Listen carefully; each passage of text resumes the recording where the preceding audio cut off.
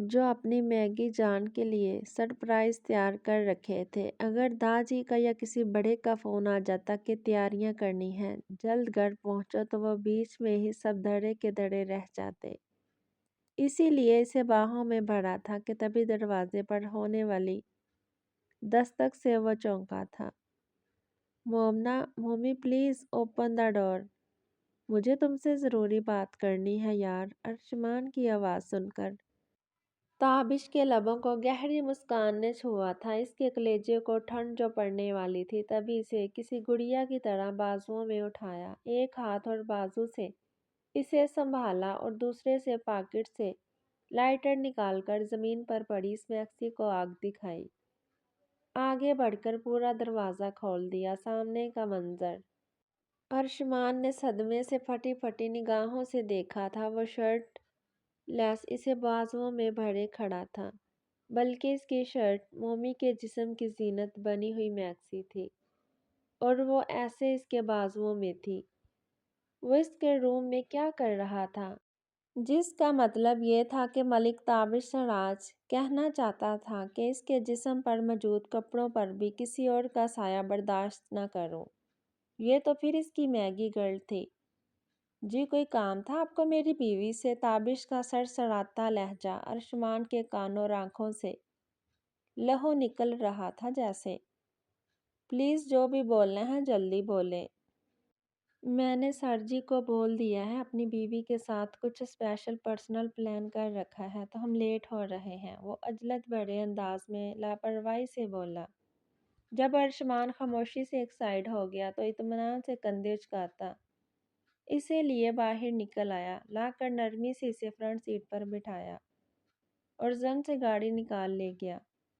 پیچھے ارشمان نے عجیب سی نظروں سے فضا میں اٹھتے دھوئیں کو دیکھا تھا۔ گاڑی ایک فلائٹس والی بلڈنگ کے پارکنگ ایریا میں رکی تھی۔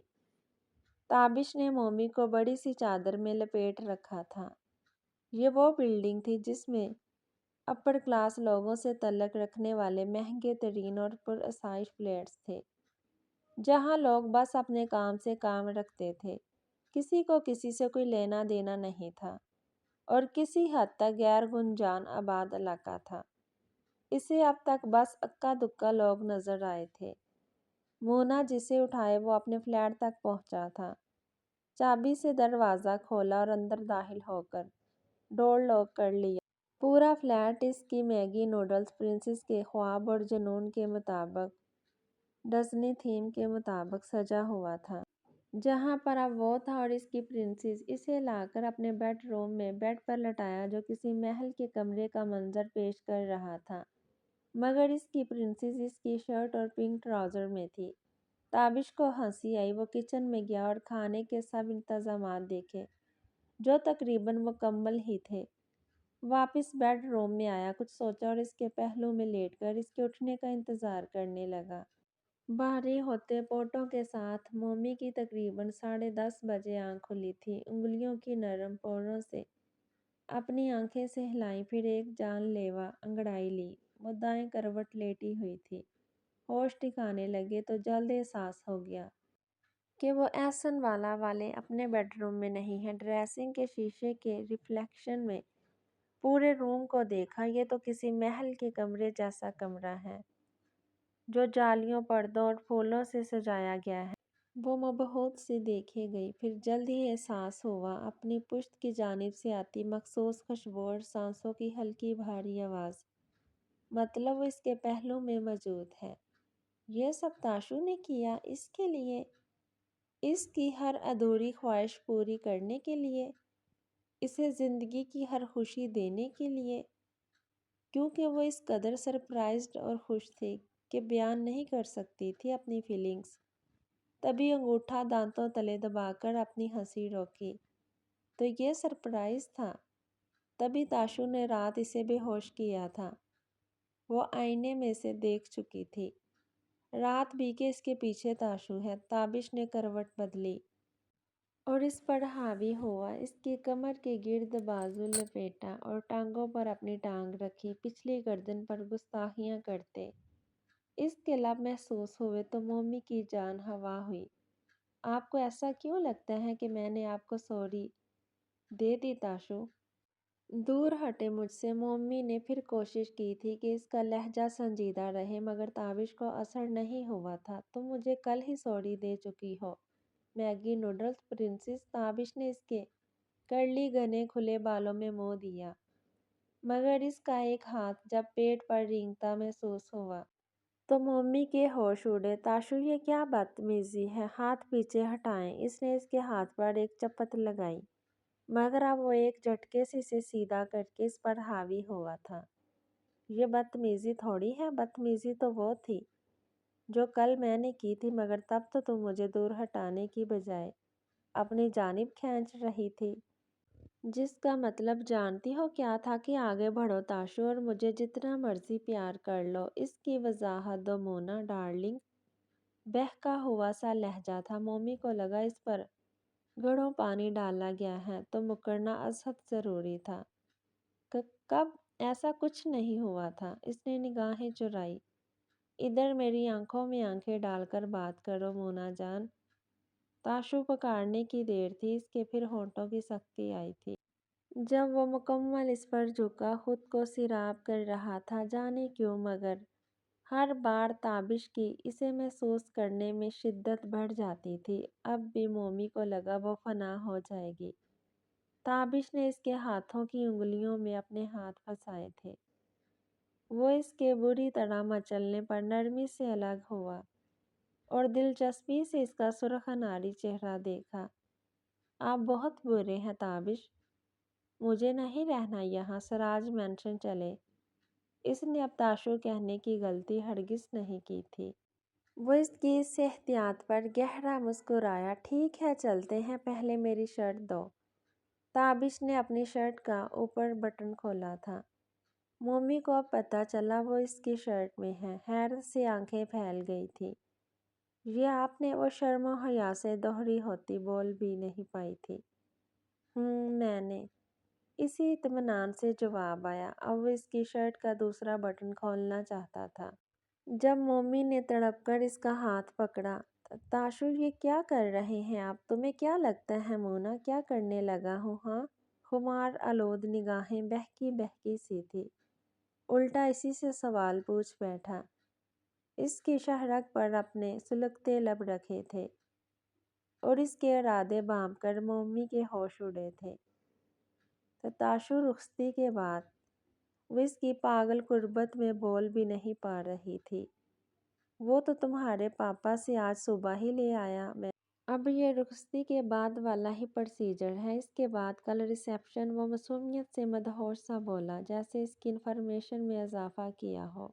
لمحہ بہ لمحہ بڑھتی اس کی نزدیکیاں اور جان نکالتی بے باکیاں ناقابل برداشت تھی۔ مومی بری طرح کسمائی تھی کیونکہ تاشو کے لو بائٹ کا نشان اس کی نازک گردن پر آیا تھا۔ تاشو میں مر جاؤں گی، اس نے لرزتے کانپتے فریاد کی، اور ذرا سا بھی تم سے دور رہا تو میں مر جاؤں گا۔ اس کی گردن میں منہ دیے وہ مکمل مدہوش سا بولا تھا۔ اوس سے پیاس کہاں بجھتی ہے، مسیلہ دار تو برس میری جان، اور آج ملک تابش سراج اس پر بن بادل کی برسات بن کر ہی تو برسا تھا جس نے اسے پور پور اپنی محبت کی بارش میں بھگویا تھا۔ شب وصال ہے، گل کر دو ان چراغوں کو، خوشی کی بزم میں کیا کام جلنے والوں کا۔ وہ ٹیبل پر گرما گرم لنچ لگا کر اسے بیڈ روم میں اٹھانے آیا تھا۔ اب وہ اس کی لائی گئی پرپل کلر فراق میں بیڈ پر اس کی شدتوں سے نڈال بے حال سی گہری نیند میں تھی۔ کب روک پائی تھی اس موزور بے لگام طوفان کو؟ اس کے جذبوں پر بند نہیں باندھ پائی تھی بلکہ اسے اپنا آپ سونپ دیا تھا کہ وہی تو اس کے جسم و جاں مالک تھا، تو اس کو اپنانے میں عار کیا؟ امر مونا جان، تابش نے اسے پکارا اور کندھے سے تھام کر اسے ہلایا۔ اٹھو یار، لنچ کا ٹائم ہو گیا اور پھر سراج مینشن بھی جانا ہے۔ مما کا فون آ چکا ہے ایک مرتبہ۔ تابش نے اس کے چہرے سے بال پیچھے کیے۔ اس نے بوجھل سی آنکھیں کھول کر اسے دیکھا اور برا سا منہ بنا کر کروٹ بدل لی۔ اس وقت اس کی آنکھوں میں دیکھنا مشکل ترین امر تھا کہ وہ اب جس انداز سے اسے دیکھ رہا تھا۔ مومی سرتا پا سرخ ہوئی تھی اس نے پرے منہ کر کے نگاہیں چرا لی تھی۔ اس پاگل آدمی نے آنکھیں ملانے کے قابل کب چھوڑا تھا؟ اچھا آپ جائیں، میں آتی ہوں۔ وہ اپنی ہی کیفیت سے جھنجھلا سی رہی تھی۔ وہ سمجھ کر مسکراتا کچن میں چلا گیا۔ کچھ ہی دیر بعد وہ جھجکتی گھنے بالوں کا جوڑا بناتی کچن میں داخل ہوئی تھی۔ تابش نے اس کے لیے چیئر پیچھے کی، خود اس کے پہلو میں بیٹھا۔ جلدی سے کھا لو، پھر نکلنا ہے، تابش نے کہا اور اسے اپنے ہاتھوں سے کھانا کھلایا جو وہ چپ چاپ کھائے گی۔ اب بھی اس کی نگاہیں میں کچھ ایسے مفہوم تھے کہ وہ خود میں سمٹی جا رہی تھی۔ اس کی گستاخ گہری نگاہ مومنی کے نازک وجود کے آر پار ہو رہی تھی۔ لنچ کے بعد اس نے تاشو کا ہاتھ تھامے پورا فلیٹ گھوم پھر کر دیکھا۔ یوں لگتا تھا یہ اس کی چھوٹی سی سلطنت ہے جس کی وہ شہزادی ہے، اور وہ اس کا شہزادہ اسے یوں ہی تعمر پلکوں پر بٹھائے رکھے گا۔ وہ اس فلیٹ میں چہکتی پھری۔ وہ بلکونی کے باہر خوبصورت منظر میں کھوئے تھے جب تابش کا فون رنگ ہوا اور وہ متوجہ ہوا۔ گھر کے لینڈ لائن سے کال تھی۔ اس نے بلکونی میں آ کر ریسیو کی۔ السلام علیکم تابش۔ تابش نے سمجھا صدیقہ بیگم ہے۔ وعلیکم السلام تابش، کہاں ہیں آپ؟ آپ ہیں کدھر؟ کل کے گئے ہیں اور گھر میں کسی کو کچھ پتہ نہیں کہ آپ کدھر ہیں۔ فون سے سیرت کی جھنجھلائی سی آواز ابھری تو اس نے حیرت سے فون کو اپنے سامنے کر کے دیکھا کہ آیا واقعی اس نے درست سنا ہے، اور میرے متعلق یہ ساری انفارمیشن تمہیں کیوں اور کس خوشی میں چاہیے مس سیرت؟ فیضان سراج کافی ٹھنڈا ٹھار اور سرد سا لہجہ تھا تابش کا۔ وہ اپنی جلد بازی پر گڑبڑائی۔ میرا مطلب ہے نیہا نے میرے کل سے کان کھا لیے ہیں پوچھ پوچھ کر کہ تاشو کدھر ہے۔ بیزار کر دیا ہے مجھے، میں تو بس ایسی کی وجہ سے پوچھ رہی تھی۔ اس نے بات بنائی۔ رائٹ، میں آ کر اسے بتا دوں گا کہ کدھر تھا، تم پریشان مت ہو، تابش نے کہا۔ مگر سامنے بھی وہ تھی ڈیٹ، اپنے ڈیٹ۔ تو اگر یہ آپ مجھے بتا دو گے تابش کہ آپ کدھر ہیں تو آپ کا کیا چلا جائے گا؟ ویسے اس کے لہجے میں کچھ تھا کہ تابش بری طرح چونکا تھا۔ وہ کیا حساب کتاب لگائے بیٹھی تھی؟ کیا سوچ رہی تھی آخر؟ اور تمہیں یہ جاننے یا نہ جاننے میں اتنی کیوں دلچسپی ہے سیرت؟ اس نے سنجیدگی سے اپنے شک کو یقین میں بدلنے کے لیے پوچھا۔ کیونکہ مجھے اب اپنی زندگی میں صرف اس دنیا میں صرف اور صرف تم میں ہی دلچسپی ہے ملک تابش سراج، سیرت نے سکون سے اعتراف کیا۔ تابش کی آنکھیں اس کی اتنی دیدہ دلیری پر حیرت سے پھیل گئی تھی۔ اس کے تو کانفیڈنس کو بھی داد دینے کا دل کر رہا تھا۔ تابش کا یہ جانتے ہوئے بھی کہ اب میں شادی شدہ ہوں تمہیں مجھ میں دلچسپی ہے؟ تابش نے اس کی خود غرضی اور بے حسی کی انتہا چیک کرنی چاہی تھی، تبھی یہ سوال پوچھا تھا۔ وہ کوئی بڑی بات نہیں، مجھے فرق نہیں پڑتا اس کل کی بچی سے، نہ اسے پڑھنا چاہیے، اور مجھے یقین ہے کہ تم ہمارے بیچ انصاف کرو گے، ہمیں برابر کے حقوق دو گے۔ وہ اب بھی سکون سے بولی تھی۔ بات دراصل یہ ہے کہ سیرت فیضان سراج، تم مر کر دوبارہ بھی پیدا ہو جاؤ گی تب بھی مونا کی برابری نہیں کر سکتی۔ کم سے کم عشق ہے وہ میرا، جنون، محبت، پیار یا جو مرضی سمجھ لو، اور تم سے محض ہمدردی جسے تم جانے کیا سمجھ بیٹھی۔ مگر فکر مت کرو، کل رخصتی ریسیپشن کے بعد تمہاری یہ غلط فہمی بھی خود ہی دور ہو جائے گی۔ تابش نے ایک ایک لفظ چبا چبا کر کہا تھا۔ میں یہ رخصتی نہیں ہونے دوں گی تابش، یہ رخصتی نہیں ہو سکتی، وہ تمہارے قریب نہیں آ سکتی، تمہیں مجھ سے نہیں چھین سکتی۔ وہ سسک پڑی اور پھوٹ پھوٹ کر روئی۔ اچھا ایسا کیا؟ تابش نے کچھ کہے بغیر، کچھ جواب دیے بغیر فون کھٹاک سے اس کے منہ پر بند کیا تھا۔ اب کہنے سننے کا وقت گزر چکا تھا، اب تو اسے حقیقت دکھائی تھی، تلخ حقیقت۔ تبھی تابش کو داجی کا فون آ گیا اور اسے مونا کے ساتھ اتنے خوبصورت لمحات کو چھوڑ کر سراج مینشن جانا پڑا۔ سیرت جلے پیٹ کی بلی بنی پورے سراج مینشن میں چکراتی پھر رہی تھی۔ نہ تابش تھا گھر میں، نہ مومی کا کچھ اتا پتا تھا۔ آخر دونوں گئے تو گئے کدھر تھے؟ وہ دونوں ایک ساتھ نہیں ہونے چاہیے، بالکل بھی نہیں۔ وہ بری طرح اپنی انگلیاں چٹکا رہی تھی جب مخصوص گاڑی کی آواز پر वो बाहर की जानिब भागी, बाहर निकल कर देखा और बरामदे की ओट में होकर देखने लगी कि वो अकेला है या इसके साथ कोई और है। इधर ताबिश गाड़ी से उतरा था। गाड़ी से उतरकर कुछ गैर मामूली सा महसूस हुआ, मगर फिर पता चल ही गया। पोर्च के करीबी बरामदे में खड़ी एक हस्ती का बड़े गमले के पीछे से हल्का सा लहराता आंचल नजर आया तो इसके माथे पर बल आए, मगर वो खुश भी हुआ। इसका मजाज दुरुस्त करने का मौका तो अल्लाह ताला ने जल्द ही फराहम कर दिया था, जो एक मर्तबा फिर इसकी खुशियों को नज़र लगाने आन पहुंची थी।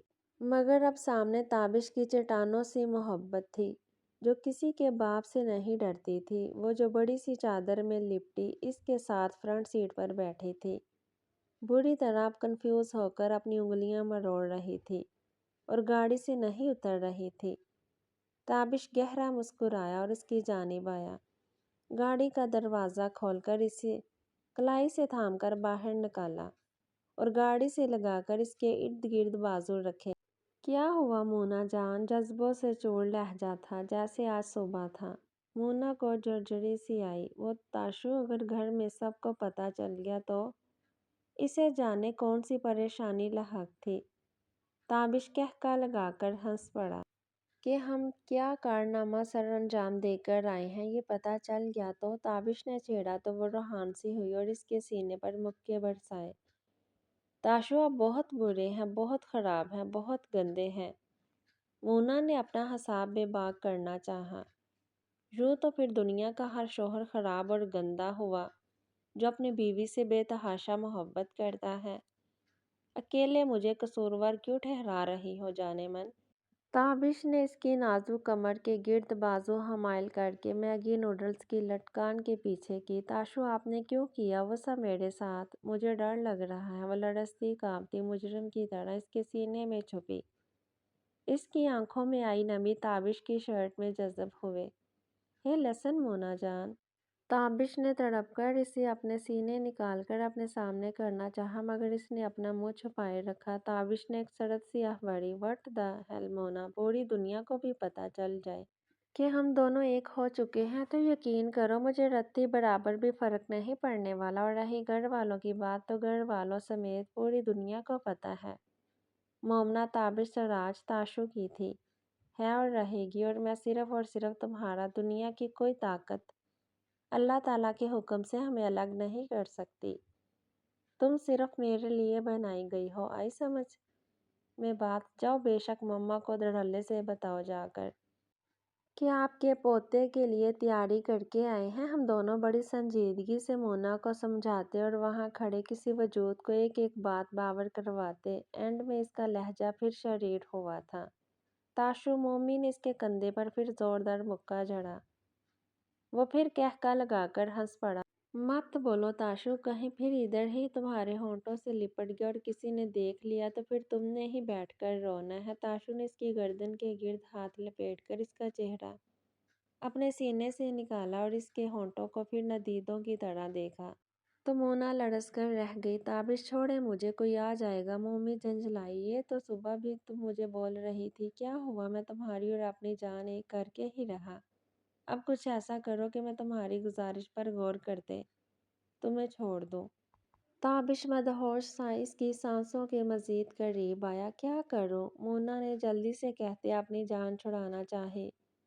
किस मी डियर वाइफ। मोमी को इसकी इस बेबाकी की ज़रा भी उम्मीद नहीं थी। व्हाट? ताशुआ पागल हो गए हैं? हाँ, तुम्हारे इश्क ने पागल कर दिया है मुझे। इसने इत्मीनान से इतराफ़ किया। मैं रो दूंगी ताशु। पीछे हटे। इसने उंगली उठाकर वार्निंग दी।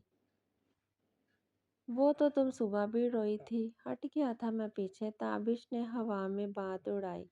मगर फिक्र मुझे बस इस बात की है कि ये रोती बसूरती दुल्हन कैसी लगेगी आज, जबकि दूल्हा इस कदर हैंडसम होगा। ताबिश ने इसे फिर छेड़ा। ओह, खूबसूरत दुल्हन तो मैं लगूंगी, आप तो बड़े अंकल लगेंगे। मम्मी ने अपना हिसाब बेबाक किया तो ताबिश फिर कहका लगाकर हंस पड़ा। 29 साल का बड़ा नहीं होता। बेगम, आपकी खिदमत में शिकायत का मौका दिया तो फिर कहना। वो इसका जबड़ा एक हाथ से पकड़कर इसकी नरम गदास गाल पर अपनी मूछें और हल्की बड़ी शेव बुरी तरह रब करते बोला, ताशु पागल हैं आप? वो दांत पीसती दोनों हाथों से इसे सीने से परे धकेलती भाग गई। वो देर तक हंसता रहा, मुस्कुराता थोड़ी आगे बढ़ा तो सामने ही धुआं धुआं चेहरा लिए खड़ी थी, और यही तो वह देखना चाहता था। तभी तो ये हरकतें कर रहा था, नहीं तो वह घर में ये सब करने का जरा सा भी रिस्क न ले कि कभी कहीं से भी कोई भी आ सकता था। वो इसे नजरअंदाज करता इत्मीनान से चलता अपने रूम में चला गया। वो बेतहाशा रोती अपने कमरे में आकर बंद हुई थी। सिराज मैंशन में काफी गहमा गहमी थी। सब घर में तैयार हो रहे थे। दुल्हनें पार्लर पहुंच गई थी। नवीद एहसन भी इधर ही चले आए थे और अब सलमा बेगम के रूम में ही तैयार हो रहे थे। वो बेचैन सी सोफे पर तैयार होकर बैठी, पहलू बदल रही थी, और वो ब्लैक डिनर सूट पहने आईने के सामने खड़े खुद पर परफ्यूम छिड़क रहे थे और मुसलसल सलमा बेगम का दिलकश सरापा आंखों के जरिए दिल में उतार रहे थे। जो लाइट पीच कलर की साड़ी पहने, शाल कंधों पर गिराए, घने कर्ली बालों का जूड़ा बनाए, पिंक ग्लोव्स लगाए, कानों में नफीस बूंदे डाले, आज भी पहले दिन सी हसीन लग रही थी, या भी ने ज्यादा अपने दिल के करीब लग रही थी। सलमा, ये घड़ी बांध देंगी? नवीद एहसन ने जानबूझकर इन्हें अपने पास बुलाया था। वो उठकर संजीदगी से पास आई और इन्हें घड़ी बांधने लगी। इस रुखसती के बाद मैं चाहता हूँ तो मेरे साथ चलो सलमा। उन्होंने अपना मदा बयान किया। क्यों बुढ़ापे में आपको अपनी तन्हाई की फिक्र है? अब भी अपनी ही गर्ज से ले जाना चाहते हैं मुझे? सलमा बेगम का लहजा बेतासर सा था। नवीद एहसन के दिल को कुछ हुआ। नहीं, तुम्हारी तन्हाई के ख्याल से ले जाना चाहता हूँ तुम्हें। यकीन करो मेरा, ये तो तुम भी जानती हो और मैं भी कि इस दुनिया में अब तुम्हारा अगर कोई सबसे मजबूत रिश्ता, सहारा और साहिबान है तो वो मैं हूँ। वो बोलकर खामोश हुए थे। और तब ये रिश्ता, सहारा और साहिबान कहाँ था जब मुझे इन सब की सबसे ज्यादा जरूरत थी? हाँ, बोले नवीद एहसन। वो रोती हुई फट पड़ी थी। आई एम सॉरी सलमा, मैं वो अल्फाज कहाँ से लाऊं जिनसे मुझे तुमसे माफ़ी मिल जाए, पर खुदा के लिए मुझे माफ़ कर दो प्लीज़। नवीद एहसन ने इन्हें सीने से लगाया था। वो देर तक रोकर अपना गलत करती रही और नवीद एहसन ने सुकून सी आंखें मूंदे रखी। आज जब मम्मी के पराए हो जाने का ख्याल आया तो इनका दिल भर आया था। किसी मजबूत सहारे की ज़रूरत थी। जो नवीद एहसन ने इन्हें दिया तो वो बिखर गई, मगर नवीद एहसन ने इन्हें समेट भी लिया था। वैसे तुम आज भी पहले सी हसीन और खूबसूरत लग रही हो सलमा, बाखुदा सदका उतार लो, कहीं मेरी नज़र ही न लग जाए। नवीद एहसन ने मुस्कुराते शरारत अमेज लहजे में कहा। तो सलमा बुरी तरह जीप कर इनसे दूर हटी। आपको शर्म आनी चाहिए इस उम्र में लाइन मारते हुए, वो भी आज जब आपकी बेटी का रिसेप्शन है। सलमा ने मसनूई खफगी से कहा तो वो कहका लगाकर हंस पड़े। अब जब सामने वाला ही इतना हसीन हो तो क्या हर्ज है लाइन मारने में? वो इनके कंधे के गिर्द लाड़ से बाजू हमायल करते बोले। अब चले, देर हो रही है। हाँ, देर तो बहुत हो चुकी है, मगर सलमा अब क्या मेरे साथ चलोगी? नवीद एहसन ने पूछा तो सलमा ने धीरे से इस बात में सर हिलाया। नवीद एहसन ने सरखुशी में इनके माथे पर अपने लब रखे। वो इनके तेवर देखकर गड़बड़ाकर पीछे हटी थी और नवीद एहसन गहरा मुस्कुराए और उनके हमरा बाहर निकले। शहर के बड़े हाल में रंगो बो का सैलाब उमड़ आया था। रात के 8 बजे का वक्त था। दूल्हे शानदार नेवी ब्लू 3 पीसेस में खड़े भरपूर मर्दाना वजाहत के साथ मेहमानों को वेलकम कर रहे थे। सब मेहमान पहुंच चुके थे और ब्राइडल्स ब्राइडल रूम में थी। सब मेहमान पहुंच चुके तो वो दोनों अपनी अपनी माओं के साथ दुल्हनों को लाने पहुंचे। ब्राइडल रूम के दरवाजे पर वो दोनों ही ठठक कर रुके थे। مومی نے ڈل گولڈن اور ریڈ کنٹراسٹ کا لہنگا پہن رکھا تھا اور عرفا نے ڈل گولڈن اور اورنج کنٹراسٹ کا۔ یوں لگتا تھا آسمان سے پریاں اتر آئی تھیں۔ صدیقہ اور شازیہ بیگم نے پیچھے مڑ کر انہیں دیکھا، جو اپنی اپنی جگہ پر قلفی کی طرح جم گئے تھے۔ انہوں نے پیچھے مڑ کر شرارت سے گلا کھنکاڑا تو انہیں ہوش آیا۔ سب سے پہلے تاشو ہی آگے بڑھا تھا۔ اس کے قریب سامنے جا کر اس کے سامنے اپنی چوڑی ہتھیلی کسی سوالی کی طرح پھیلائی۔ حسن کی دیوی کا نام، ایک دیوتے کا سلام، سلام ان زلفوں کے نام جن سے چاند بھی ٹھنڈک مانگے، سلام ان لال قندھاری ہونٹوں کے نام جن سے گلاب بھی رنگ مانگے، سلام ان آنکھوں کے نام جن سے شراب بھی نشہ مانگے۔ مومی نے اپنا مخملی ہاتھ اس بے حد شاندار شخص کے مضبوط ہاتھ پر رکھا تھا اور اٹھ کر کھڑی ہوئی۔ سیام نے اپنا ہاتھ عرفا کے سامنے پھیلایا تھا۔ اس نے بھی سیام کا ہاتھ تھاما اور کھڑی ہوئی۔ مومی اور عرفا کے صبر و تحمل کا پھل آج انہیں ملا تھا۔ کن کے چاہنے والے، ان کو پلکوں پر بٹھانے والے آج ان کے ہمراہی میں قدم اٹھاتے۔ اب سیج کی جانب قدم اٹھا رہی تھی۔ انہیں پوری زندگی اسی طرح اپنے لیے سنبھال کر سینچ سینچ کر رکھنے کے لیے۔ چاند سورج، چند و آفتاب، چند و مہتاب کی جوڑیاں لگ رہی تھیں۔ جس نے بھی ایک مرتبہ دیکھا ماشاءاللہ ضرور کہا تھا کہ کہیں نظر نہ لگ جائے ان کو۔ سیرت اداس یہ کونے میں بیٹھی تھی۔ کل آگاہی کا دن تھا، اپنی ہر غلطی بلکہ ہر گناہ پر پچھتانے کا دن تھا۔ وہ ساری رات روئی تھی، ساری رات اللہ تعالیٰ سے رو رو کر اپنے گناہوں، بدنیشتی اور ہمیشہ کی خود غرضی کی معافی مانگی تھی۔ اتنے سچے جذبوں کو دھتکارا تھا، سگے رشتوں اور والدین کا دل دکھایا تھا، اپنے گھر کی چار دیواری کو لانگ کر خود کو خود ہی زمانے کی بھیڑیوں کے حوالے کیا تھا۔ زندگی سے خراج کیوں نہ وصول کرتی، تبھی آج دامن میں خساروں اور پچھتاؤں کے علاوہ اور کچھ نہیں تھا۔ رات تابش کے phone per sorry for every thing کا میسج بھیجا تھا، مگر دل کو سکون کہاں تھا۔ اب بھی محفل میں بے سکون سی تھی، مگر آج سب کی خوشی کی خاطر فنکشن میں شرکت کرنے ضرور آئی تھی۔ خود غرضی کا مظاہرہ نہ کیا تھا۔ فنکشن میں ملک شجاعت نے بھی مجھے دل کے ساتھ شرکت کی تھی، لیکن ارشمان جانے کہاں غائب تھا۔ کسی کو کچھ خبر نہیں تھی، کون جانے وہ اپنے دل میں کیا کیا طوفان لیے بیٹھا تھا۔ وہ مومی کے پہلو میں شاداں پڑھا بیٹھا ارحم اور عائشہ بھابی کی باتوں پر قہقہے لگا لگا کر ہنس رہا تھا۔ لٹل میگی نیہا بھی اس کے پاس بیٹھی تھی۔ سیام اسے بار بار دیکھ کر نہار رہا تھا اور زبان سے اس کا اظہار بھی کر رہا تھا، مگر اسے چھیڑے رکھنے میں کوئی کسر نہیں چھوڑی تھی۔ پھر کھانا کھایا گیا اور کھانے کے بعد ان کا یادگار ترین فوٹو سیشن ہوا۔ فنکشن کے اختتام تک سب تھکن سے چور ہو چکے تھے۔ مہمان آہستہ آہستہ رخصت ہوئے۔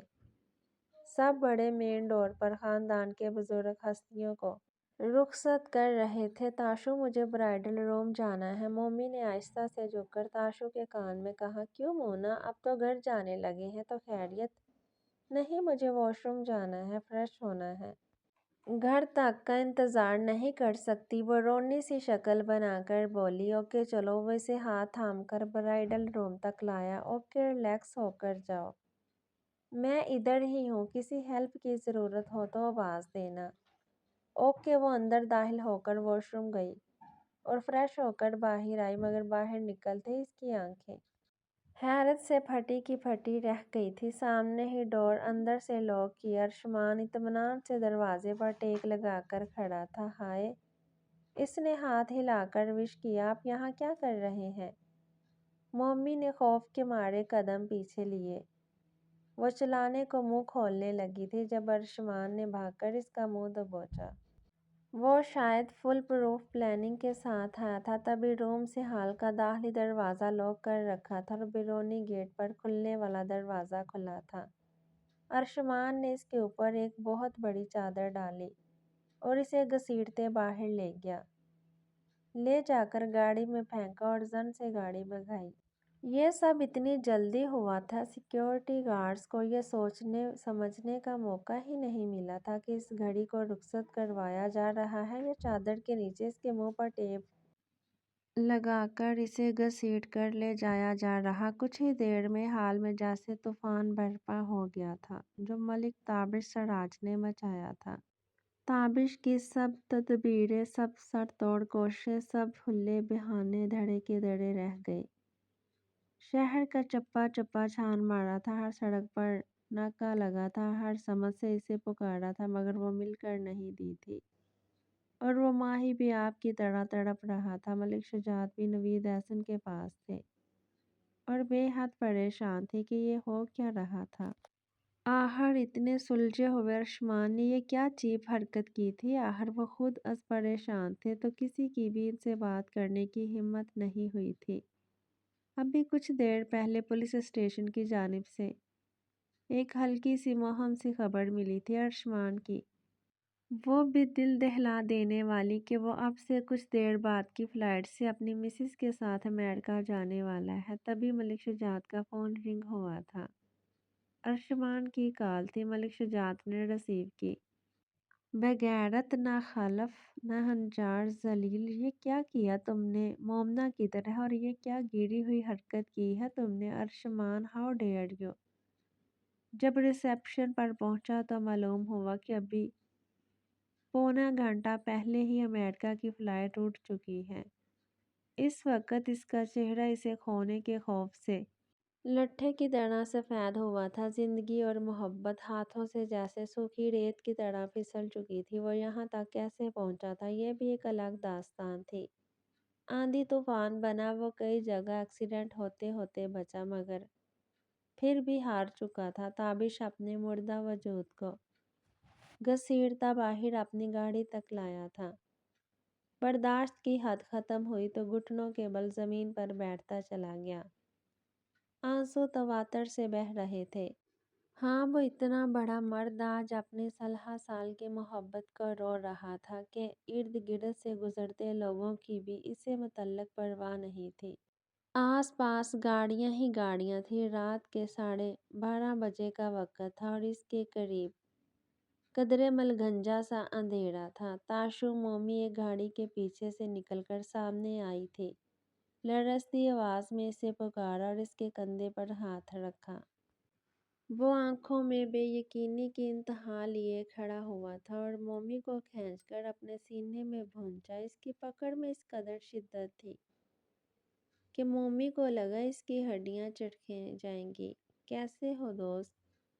اس گاڑی کے پیچھے سے ارشمان نکل کر مسکراتا سامنے آیا۔ تابش اس کی جانب لپکا جب مومی نے اس کے سینے سے کوٹ دبوچ کر اسے اپنے پاس روک لیا۔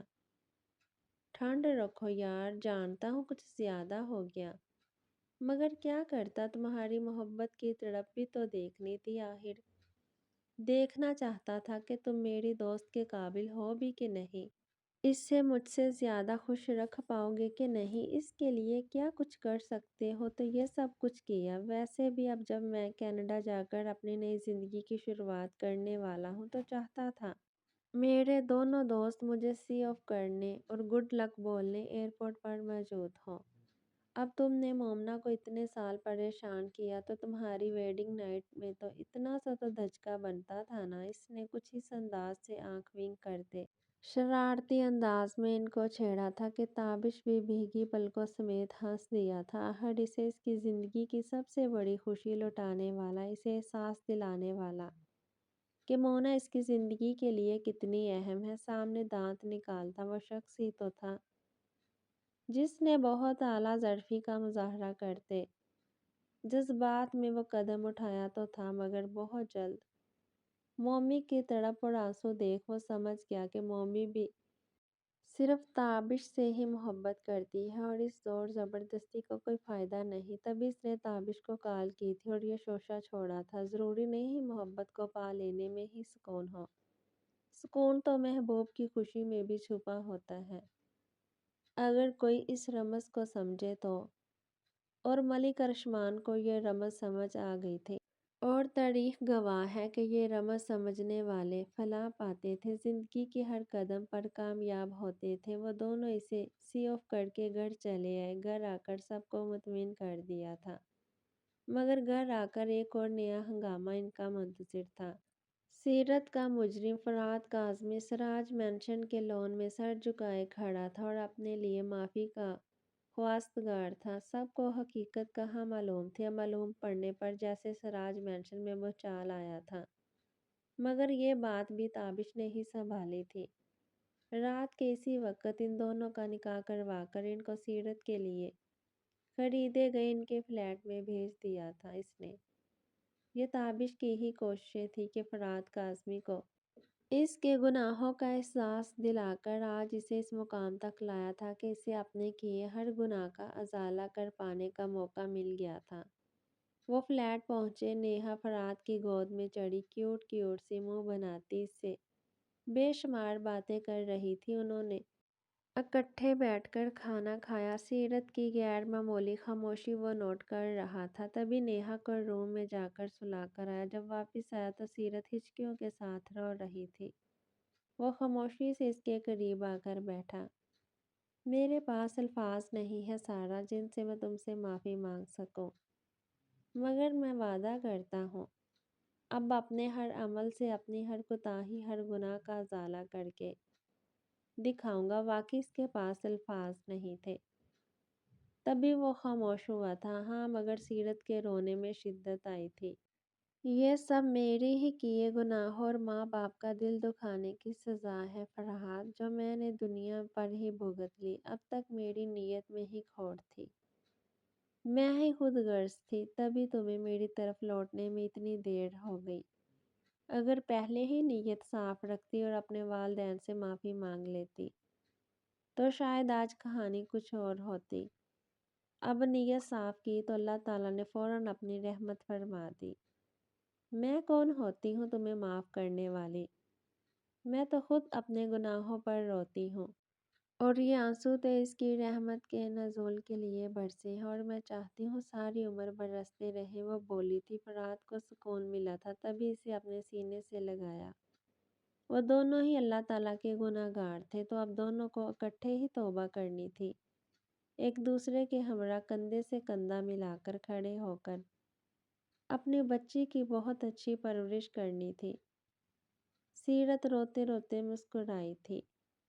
اب یقیناً زندگی کی راہوں سے کانٹے چن لیے جانے تھے۔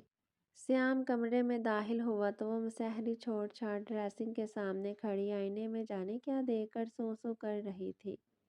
اسے بے حد حیرت ہوئی۔ ڈورلو کرتا اس کے قریب آیا تھا۔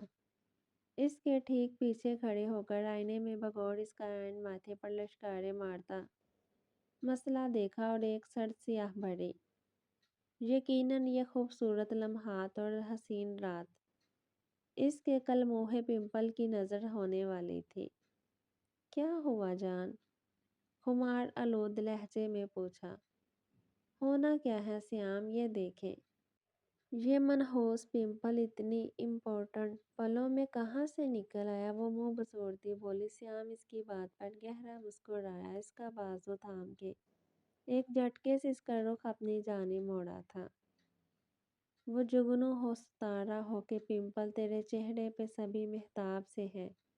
اس نے مسکراتے شیر کو تقریباً شہید کر کے اسے چھیڑا تو وہ تلملائی۔ سیام پلیز۔ منہ بنایا۔ یہ تو مانتی ہو نا مسز کہ یہ پل کافی امپورٹنٹ ہے نا؟ اس کے بے تحاشا معنی خیز بوجھل لہجے کی سرگوشی نے عرفہ کے ہوش ٹھکانے لگائے تھے۔ تبھی اب اندازہ ہوا کہ وہ پمپل کے چکر میں کیا تول بیٹھی ہے۔ کب میں نے ایسا کب کہا؟ وہ صاف دامن بچانا چاہتی تھی، مگر سامنے بھی وہ سڑا بینگن تھا۔ نہیں، تم ابھی خود کنفیس کی یہ بات مکر نہیں سکتی نا؟ میں مکرنے دینے والا ہوں۔ تو جب پتہ ہے کہ یہ پل اتنے اسپیشل ہے میری جان، تو اسے ایک پمپل کے پیچھے پڑ کر کیوں سپوائل کر رہی ہو؟ اور یقین کرو جن کے ہونے نہ ہونے سے مجھے رتی برابر بھی فرق نہیں پڑتا۔ میرے لیے تم ہر حال میں میرے دل کی ملکہ ہو، بے تحاشا حسین اور خوبصورت، میری زندگی، میری لائف لائن۔ سمجھی، اور آج تو ملک صاحب کے دل پر بجلیاں ہی گرائی ہیں جن کا میں ابھی خراج وصول کروں گا تم سے۔ وہ اسے بازوؤں کے حصار میں قید کیے اس کے کانوں میں رس گھول رہا تھا، اور وہ خاموشی سے اسے سن کر مسکرا رہی تھی۔ آخر اس کے گلے میں بازوؤں کا ہار پہنایا۔ سچ میں سیام؟ وہ خوش ہوئی۔ نہیں، اب اگر تمہیں پمپل نکلا تو میں دوسری شادی کر لوں گا۔ سیام کے شوشے پر وہ جو مسکرا کر اس کی باتیں انجوائے کر رہی تھی، اب جھک کر زور سے اس کے کندھے پر دانت گاڑے تھے۔ آؤچ! جنگلی بلی، تمہارا تو علاج میں کرتا ہوں۔ سیام نے اسے بازوؤں میں بھرا۔ سیام، نو نو، مجھے چینج کرنا ہے۔ چھوڑے مجھے عرفا۔ یس یس، چینج کرنا کوئی بڑی بات نہیں، میں وہی ہیلپ کرنے لگا ہوں۔ وہ آنکھ ونک کرتا اسے پھولوں کے بیچ بیڈ پر لٹا کر بولا تو عرفا کا دل کیا ماتھا پیٹ لے، مگر اب تو اس سڑے بینگن کی سنگت اور قربت میں یوں ہی زندگی ہنستے ہنستے گزارنی تھی۔ شاداں و فرحاں، ایک بے حد خوشگوار زندگی۔ وہ مونا کو بازوؤں میں اٹھائے اپنے کمرے میں داخل ہوا تھا۔ دروازے پر ہی سے نیچے اتارا تھا۔ ڈور لاک کر تابش نے اسے اپنے سینے سے لگایا تھا۔ مومی نے بھی جھجکتے اس کے کندھوں پر اپنے بازو پھیلائے تھے، مگر جلد ہی اسے اپنے کندھے پر نرمی محسوس ہوئی تو وہ بری طرح کسمسائی۔ یوں بھی تابش نے جیسے اسے سینے میں بھونچ رکھا تھا۔ یوں لگا جیسے پسلیاں چٹک جائیں گی۔ تاشو، وہ گھٹی گھٹی آواز میں اتنا ہی بول پائی۔ مونا، میں بہت ڈر گیا تھا یار، وہ بھیگی بھاری آواز میں اس کے بالوں میں منہ دیے بولا۔ تو آپ ڈر گئے تھے تاشو؟ تو مجھے تو نہ ڈرائیں پلیز۔ بھرہان سی ہوئی، مگر اب وہ دیوانہ وار اسے چوم رہا تھا، اس کے پور پور پر اپنا شدت بھرا لمس چھوڑ رہا تھا۔ تاشو، مونا نے پھر اسے کندھوں سے دبوچ کر جھنجھوڑ کر ہوش دلانا چاہا۔ سالوں سے پل پل اس پل کا انتظار کیا میں نے مونا۔ تم دور چلی جاتی تو میں مر جاتا، اب میری برسوں کی ریاضت دول ہو جاتی۔ اس کے ماتھے سے ماتھا ٹکا کر اس نے ایک جذب کے عالم میں کہا تھا۔ آنکھیں لال انگارہ ہو چکی تھی۔ اس کی خراب ہوئی حالت تو وہ ایئرپورٹ پر دیکھ ہی چکی تھی، مگر اب تو میں آپ کے ساتھ ہوں، آپ کے پاس۔ مومی نے اپنے نرم ہاتھوں سے ان خوبصورت آنکھوں کی نمی اپنے پوروں میں جذب کی اور نرمی سے وہ چہرہ تھاما۔ پھر اپنے ہونے کا ثبوت دو میگی جان، وہ اس کی ناک سے اپنی ناک رب کرتا بولا تھا۔ مومی نے لرزتے جھجکتے اس کے ماتھے پر لب رکھے، پھر دونوں آنکھوں کو چوما۔ وہ آنکھیں بند کیے ان ہونٹوں کی نرمی اپنی روح میں اترتی محسوس کیے گیا۔ حلق میں کانٹے سے آگے دونوں ہاتھوں سے اس کی گردن تھام کر اپنے ہونٹ اس کے نرم ہونٹوں پر رکھے اور اپنے جلتے دل و جاں کو اس مہکتے جام سے سیراب کرنے لگا۔ کافی دیر بعد وہ خود کو سیراب کر کے پیچھے ہٹا تھا۔ وہ اس کی باہوں میں لرز رہی تھی اور لمبے لمبے سانس بھر کر اپنا سانس ہموار کرنے کی کوشش کر رہی تھی۔ جانتی ہو آج تم کتنی خوبصورت لگ رہی ہو، آخر اسے خیال آ ہی گیا۔ تب اس کا دلکش سراپا نگاہوں میں بھر کر کہا، آپ نے تو بتایا ہی نہیں مجھے۔ وہ منہ بنا کر بولی، نیک نیستیں ہمیشہ مراد پاتی ہیں، جیسے اسے بھی صدیوں سے اسی بات کا انتظار ہو کہ ان روحوں کا پاک ملن ہو، اور کب چاند اور یہ آسمان ان خوبصورت دلوں کے ملن کا گواہ بن جائیں۔